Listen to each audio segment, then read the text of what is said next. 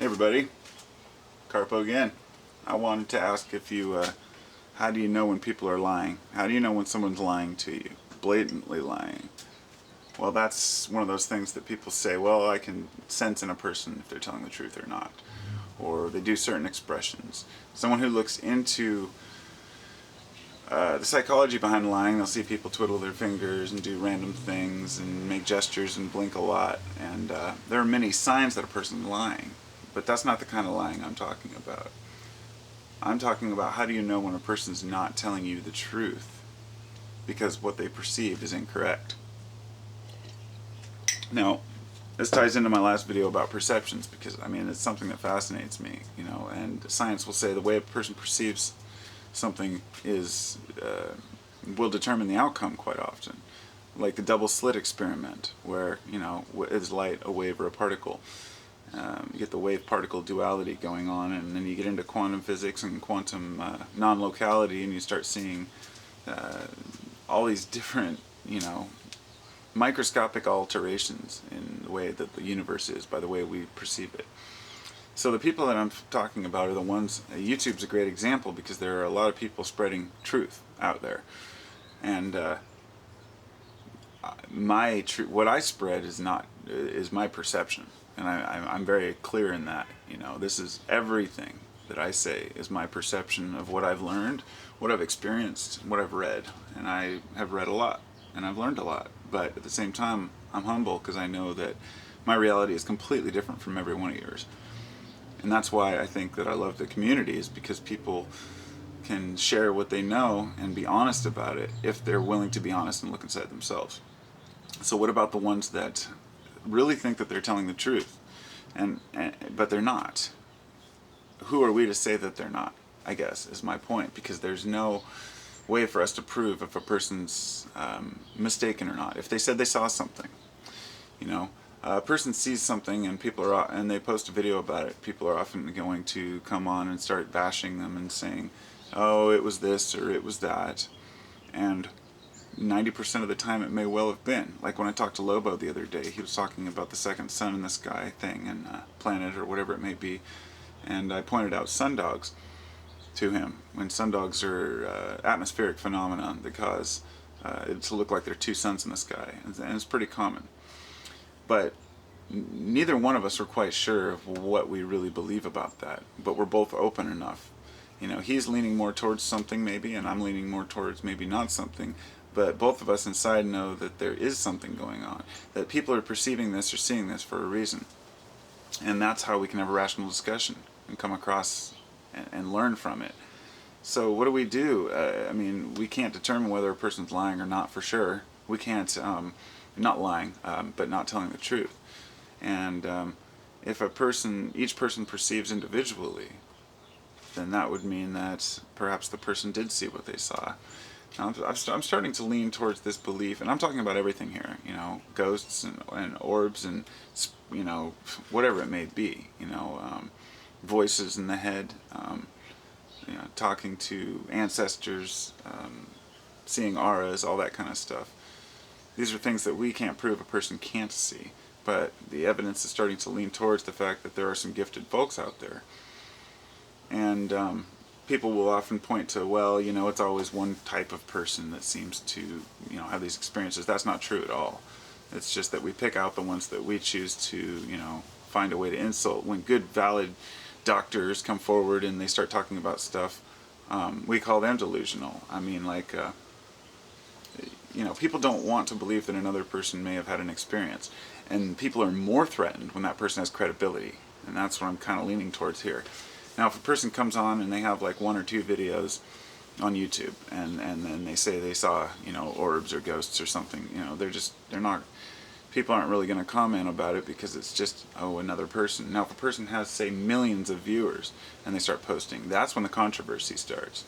A good example of that is Bill Maher. I love Bill Maher. I think he's a funny guy, but I also think he's a total cock. I mean, he's a dick. I would not want to be his friend. I mean, his attitude sucks, but I love him, and that's the thing. There are goods and bads. Bill Maher was talking about this doctor the other day, and you may have heard of him, but it was a doctor who had an experience where a near-death experience, he almost died, and he claimed he came back as the spots on the wings of a butterfly, and that he was floating over all this valley and all this stuff. And that sounds just so hokey pokey, like a dream to a lot of people. But you know, Bill Maher just tore the guy apart. He's like, what kind of a doctor? You know, you must be totally delusional. And it's the threat of a person of status or stature coming forward to say they saw something. And this is what scares a lot of people off from, you know, being honest about these things that they saw. I'm under the impression that we are being visited by an intelligent entity or race of beings that perhaps travel in UFOs. I'm talking about aliens, as people say. I, however, don't buy into the whole idea that they come from the Pleiades or that they come from the other places, or that there's this entire universal, you know, council of planets. I'm not saying I don't believe it. I'm just saying that I'm open to it. But so far the evidence presented shows me that there is something indeed out there, but until we can really describe what it is and put it into an understandable format, we can't necessarily say it's extraterrestrial. It could be terrestrial, it could be extra-dimensional. I mean, interdimensional and extra-dimensional ideas weren't even really that popular, you know, 20 years ago for aliens. It was like the nuts and bolts UFOs. I think that our perceptions change with the times, and this is why in the 40s and 50s, all the UFOs people would take pictures of or show or draw or document always looked like what a UFO would be expected to look like in the 40s and 50s. And up till now, to where we moved beyond these smooth, sleek designs into interdimensional craft and other things. Doesn't mean they don't exist, but perhaps our perceptions have some sort of creation or a bearing on why these things happen. So, with all the folks out there, how do you know who's telling you the truth? You don't, and you won't. And you can't determine if a person truly feels something in their heart, if they really feel something. You know, like, there's very few, you know, it's hard to dispute that, because they've come across so, you know, honest in their approach.